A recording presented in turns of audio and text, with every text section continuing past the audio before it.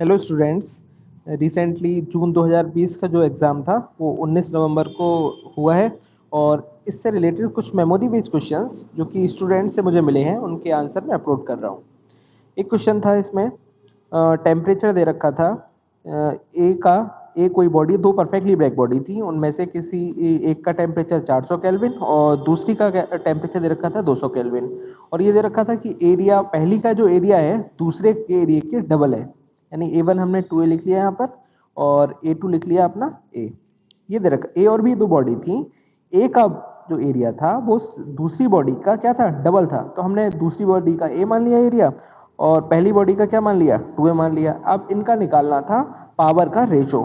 तो भाई हमको पता है पावर जो होती है टी की पावर 4 के डायरेक्टली प्रोपोर्शनल होती है और एरिया के डायरेक्टली प्रोपोर्शनल होती है। ठीक है, तो हम यहाँ पे लिख सकते हैं P1 upon P2 equal to A1 T1 की पावर 4 A2 T2 की पावर 4। ठीक है, बहुत सिंपल क्वेश्चन था। आई थिंक 5 मार्क्स का आया था ये। P1 इक्वल टू P2 और A1 तो है इसमें, ये लगेगा 2A, A2 लग गया आपका A।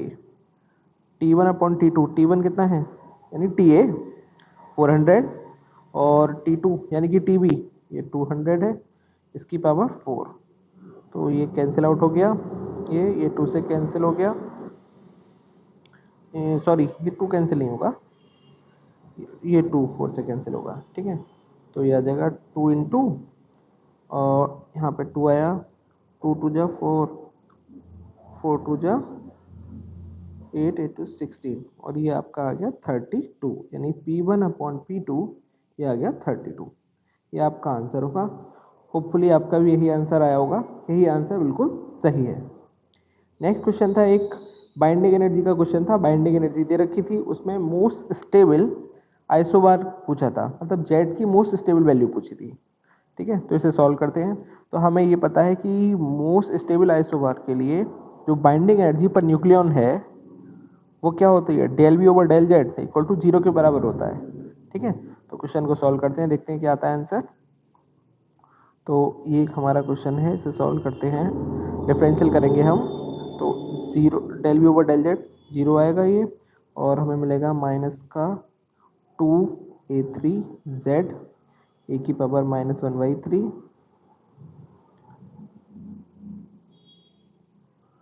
इसके बाद माइनस इसका डिफरेंशियल 2A की पावर 4 A माइनस 2Z और माइनस का 2A-1, ये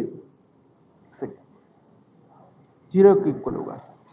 A4 अपॉन A3 दे रखा था, ये हमें दे रखा था A4 अपॉन A3, इसका इससे रेशो दे रखा था 30। तो atomic number Z for stable isobar के लिए निकालना था।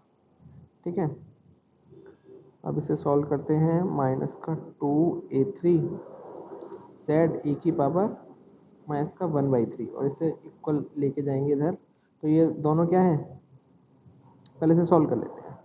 माइनस माइनस प्लस, प्लस 4 ए की पावर 4 A-2Z और ए की पावर -1 इक्वल टू 0। 0 के इधर दूसरी तरफ ले जाते हैं, 4 ए की पावर 4 A-2Z और ए की पावर -1 इक्वल टू 2A3Z ए की पावर -1/3।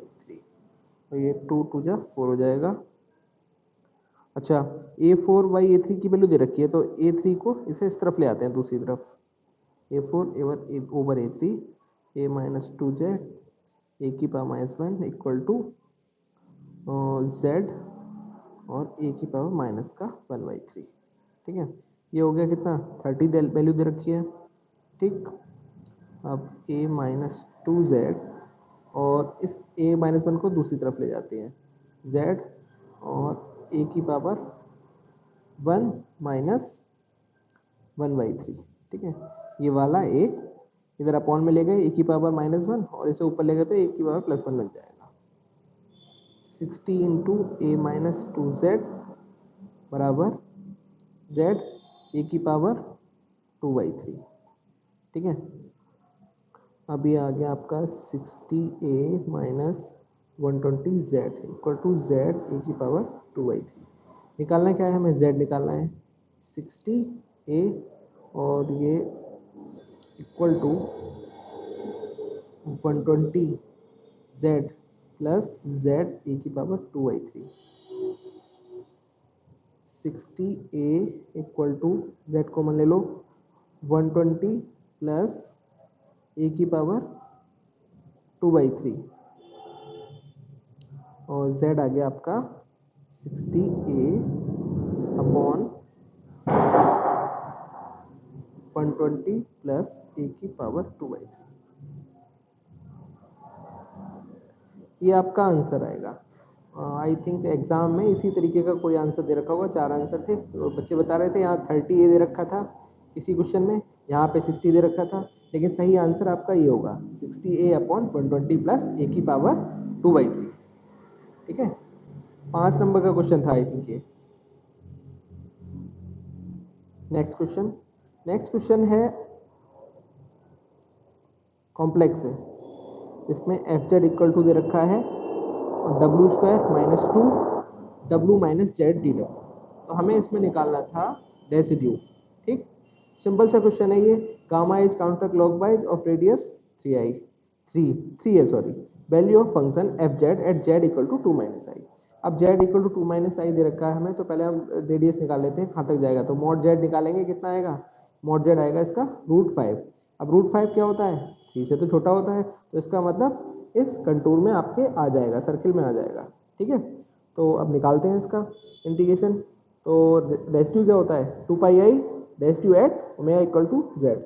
इंटीग्रेशन ऐसे ही सॉल्व करते हैं, निकालेंगे हम 2πi into residue at omega equal to Z. Residue omega equal to Z पर क्या होगा, limit omega tends to 2 omega minus Z, omega upon omega minus Z और अपॉन में ओमेगा माइनस जेड, और यहाँ पे ये हमने फंक्शन लिख लिया omega square minus 2। Omega minus Z से ओमेगा माइनस जेड कैंसिल, क्या आ गया ओमेगा स्क्वायर माइनस 2। ओमेगा की जगह क्या पुट कर देंगे हम, जेड पुट कर देंगे, क्योंकि ओमेगा बराबर जेड पे ही तो रेसिड्यू निकालना है। तो ये हमने पुट किया जब, तो जेड स्क्वायर माइनस 2 आ गया, और जेड क्या था हमारा 2 माइनस आई। अब इसमें हमने 2 माइनस आई पुट कर दिया जेड की जगह -2, तो ये हमारा मिल गया रेसिड्यू हमें 1 माइनस 4i। ठीक है, रेसिड्यू जब 1 माइनस 4i मिल गया, अब हमें क्या करना है, बस 2πi से मल्टीप्लाई करनी है, केवल इसमें रेसिड्यू निकालना था ओमेगा बराबर जेड पर। ठीक है, तो अब ये हमारा आ गया i equal to 2πi 1 minus 4i, i equal to 2πi plus 8π। ठीक है, अब नेक्स्ट क्वेश्चन था एक, इसमें नैंड गेट पूछे थे आई थिंक, बहुत ही सिंपल क्वेश्चन था ये, आई थिंक 3.5 मार्क्स का था। चलो सॉल्व करते हैं इसे। f इक्वल टू, और इसमें देखते हैं कुछ कॉमन आ रहा है नहीं, इसमें a बार b कॉमन आ रहा है, a बार b और c bar plus c, a b bar common ले लिया हमने, c plus c bar. I think बहुत ही सिंपल हो गया है क्वेश्चन। तो नैंड गेट पूछा है, मिनिमम कितने नैंड गेट लगेंगे, ये कितना होता है 1 होता है, ये भी कितना होगा 1 होगा, तो हमारा क्या आ गया a bar b plus a b बार। अब ये क्या है, ये है एक्सॉर गेट। ठीक है, आपने पढ़ा होगा एक्सॉर गेट को बनाने में कितने नैंड गेट लगते हैं। ठीक है, कितने लगते हैं, 5 नैंड गेट लगते हैं। तो आंसर इसका क्या हो गया 5 नैंड गेट। ठीक है, एक्सॉर गेट जो है उसे बनाने के लिए 5 नैंड गेट लगते हैं। ठीक है, चलिए 5 आंसर इसका बिल्कुल सही है।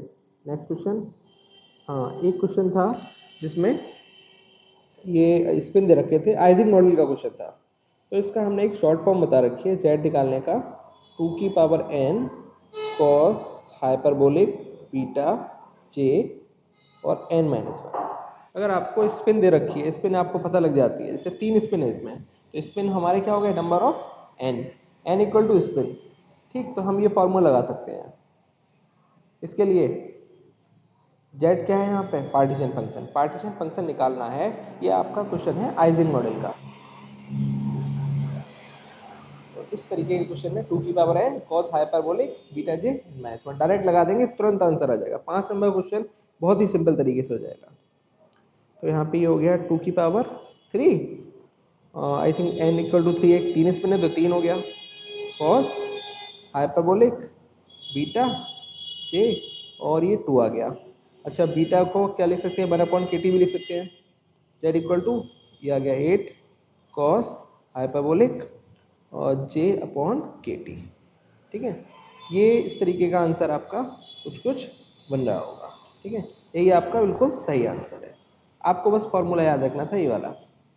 ठीक है, 2-3 क्वेश्चन और भी थे, थोड़े से सिंपल थे। एक एप्टीट्यूड में क्वेश्चन था, मेमोरी बेस्ड क्वेश्चन है कि उसमें आपको आई थिंक संख्या निकालनी थी, समांतर माध्य वाला क्वेश्चन था। ठीक है, उसमें जो वैल्यू आएगी उसका आंसर 80 आएगा। ठीक है, उसमें दे रखा था 6 छात्र हैं, 6 छात्रों की समांतर माध्य आपका 7 छात्रों के समांतर माध्य के बराबर है। तो उसमें भी क्वेश्चन पहले हमने जब उनका निकाला तो 50 आ रहा था आंसर, बाद में ये समांतर माध्य दूसरे जो 7 छात्र थे उनमें से एक छात्र नहीं दे रखा था उसके मार्क्स, उसका आंसर 80 आएगा।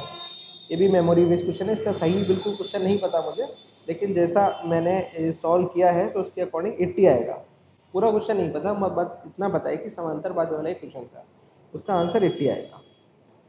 ठीक है, इसके अलावा भी क्वेश्चन थे, जैसे जैसे हमें स्टूडेंट से संपर्क होगा और क्वेश्चन मिलते जाएंगे और भी इसके आगे सॉल्यूशन हम सेंड करते रहेंगे। चैनल को सब्सक्राइब करें, उससे थोड़ा सा हमें हेल्प मिलेगी। Thank you.